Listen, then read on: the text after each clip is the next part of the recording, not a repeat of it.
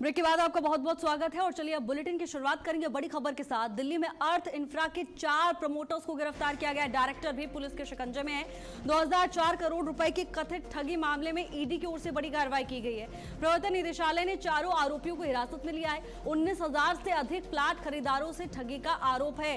अवधेश कुमार गोयल और रजनीश मित्तल को गिरफ्तार किया गया। इस पूरे मामले में अतुल गुप्ता और विकास गुप्ता भी ईडी के शिकंजे में है। निवेश के नाम पर हजारों लोगों से बड़ी रकम जुटाई है। कई रियल एस्टेट परियोजनाएं अधूरी छोड़ने का भी आरोप है। खरीदारों को तय समय पर फ्लैटों का कब्जा नहीं मिला।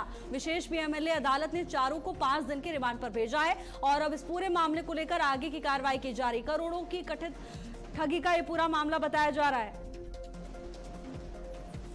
प्रवर्तन निदेशालय ने चारों आरोपियों को हिरासत में लिया है। 19,000 से अधिक फ्लैट खरीदारों से ठगी का आरोप है।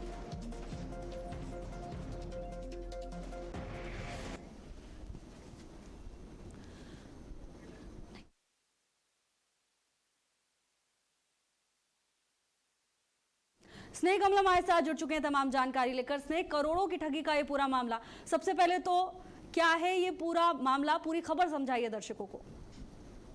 जी बिल्कुल, दिल्ली एनसीआर समेत लुधियाना, लखनऊ जैसे कई बड़े शहरों में हाउसिंग कमर्शियल प्रोजेक्ट लॉन्च कर लगभग 19,425 खरीदारों से 2,004 करोड़ की अधिक धोखाधड़ी के मामले में प्रवर्तन निदेशालय यानी ईडी ने एक बड़ी कार्रवाई करते हुए अर्थ इंफ्रास्ट्रक्चर के खिलाफ बड़ी कार्रवाई की है। 4 शीर्ष अधिकारियों को जो कंपनी गिरफ्तार किया है, जिस तरह से जिनके नाम आपने बताया, ईडी ने जोनल कार्यालय यानी सोमवार को ही कल जो है कंपनी के 4 प्रमोटर निदेशक अवधेश कुमार गोयल, रजनीश मित्तल, अतुल गुप्ता, विकास गुप्ता गिरफ्तार करने की पुष्टि की है। इन्हें पीएमएलए कोर्ट में पेश करने के बाद गहन पूछताछ के लिए 5 दिनों की जो है ईडी ने अपनी रिमांड पे लिया है। ईडी ने इन चारों को धन शोधन अधिनियम, जिस तरह से आपने पीएमएलए एक्ट की बात कही, उसके तहत गिरफ्तार किया। पूरे मामले की अगर बात करें, दिल्ली पुलिस के आर्थिक अपराध शाखा द्वारा दर्ज की गई 5 एफआईआर के आधार पर शुरू किया गया मामला था, जिसमें आर्थिक अपराध शाखा ने अर्थ इंफ्रास्ट्रक्चर और उनके निदेशकों संबंधित संस्थाओं के खिलाफ जो आईपीसी विभिन्न धाराओं के तहत मुकदमा दर्ज किया था। जांच के बाद आर्थिक अपराध शाखा ने चारों लोगों को अलग अलग जगहों से गिरफ्तार करके इन्हें जेल भेज दिया। लंबे समय तक जेल रहने के बाद इन्हें जमानत मिल गई थी, लेकिन ईडी ने इन्हें दोबारा जो मामला शुरू करके गिरफ्तार किया है। अब यह मामला NCLT national company law tribunal के तहत चला गया था, लेकिन 18 महीने खत्म होने की प्रक्रिया के बाद 6 साल में भी कोई प्रक्रिया खत्म नहीं, सालों से यह मामला अधर में लटके होने के बावजूद कोई न्याय नहीं पाता। अंततः खरीदारों के लिए सालों से जो चक्कर काटे न्यायालय के, उसमें अब ईडी ने एक बड़ी कार्रवाई की है। अब इन चारों को गिरफ्तार किया है। ईडी और OWS यानी आर्थिक अपराध शाखा और ईडी ने अलावा गंभीर धोखाधड़ी की जांच करते हुए अर्थ इंफ्रा के निदेशकों के खिलाफ कंपनी अधिनियम 447 की धारा के तहत मुकदमा दर्ज किया था।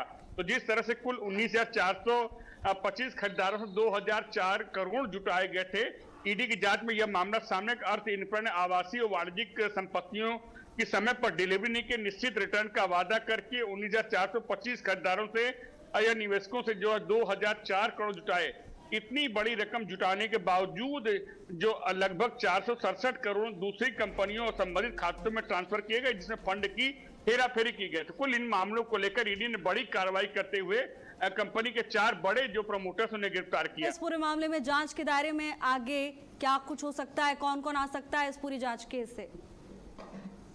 जी, जिस तरह से ईडी ने जो चारों कंपनी के अधिकारियों को जिस तरह नाम आपने बताया उनको गिरफ्तार कर लिया, तो उसके बाद जो है कोर्ट से इनकी जो 5 दिन की रिमांड मांगी है, 5 दिनों की पूछताछ के दौरान क्या कुछ सामने आता है, उसके बाद ईडी अपनी कार्रवाई का दायरा बढ़ाएगी। लेकिन जिस तरह से जो है खरीदारों को पोजीशन नहीं मिल, खरीदारों को पूरा पैसा लेने के बावजूद भी प्रोजेक्ट को अधूरा छोड़ना, खरीदारों को परेशान करना या कब्जा न देना, इसमें जो हजारों निवेशकों की गाढ़ी कमाई डूब गई थी। ईडी के अनुसार ठगी के इस पैसे का एक हिस्से का इस्तेमाल प्रमोटर और डायरेक्टर ने अपने जुड़े लोगों और संस्थाओं के नाम पर चल अचल संपत्ति खरीदने के नाम पे किया था। तो कुल मिलाकर ईडी ने अप्रैल में भी बड़ी एक छापेमारी की थी।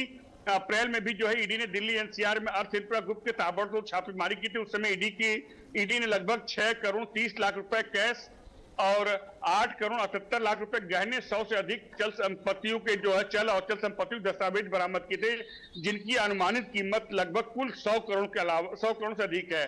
तो अब देखना है 5 दिन की जब जो ईडी इन अपराधियों को लेकर जो है रिमांड में पूछताछ करेगी तो क्या कुछ और सामने आता है, ये ईडी की पूछताछ के बाद आगे आएगा। बिल्कुल स्नेह, हालांकि अब तक इस पूरे मामले में क्या कुछ डेवलपमेंट्स हुए हैं, अब तक क्या जानकारी हाथ लगी है प्रशासन के हाथ में, ईडी के हाथ में, क्योंकि आपने बताया कि पहले से ही मामला चल रहा है और अब एक बार फिर से इसको लेकर कार्रवाई तेज है, लेकिन अब तक की अगर हम बात करें, क्योंकि जब से ये मामला चल रहा है वर्तमान तक, अब तक क्या कुछ खुलासे हो चुके हैं या कोई स्पष्टीकरण आरोपियों की तरफ से सामने आए हैं क्या इसको लेकर? जी, अभी जैसे कि मैंने बताया कि अब तक की जांच में जो दिल्ली एनसीआर में अर्थ इनका के जो ठिकानों पर ताबड़तोड़ छापेमारी की गई थी, उसमें ईडी को 6 करोड़ 30 लाख रुपए कैश, 8 करोड़ 78 लाख रुपए गहने, 100 अचल संपत्तियां के दस्तावेज जिनकी कीमत लगभग 100 करोड़ ज्यादा, ये कुछ बरामद हुए। अब चूंकि ईडी 5 दिनों के लिए इन आरोपियों को रिमांड में ले चुकी है, अब पूछताछ के बाद जो आगे की जानकारी सामने आएगी कि पूरा मामला क्या है।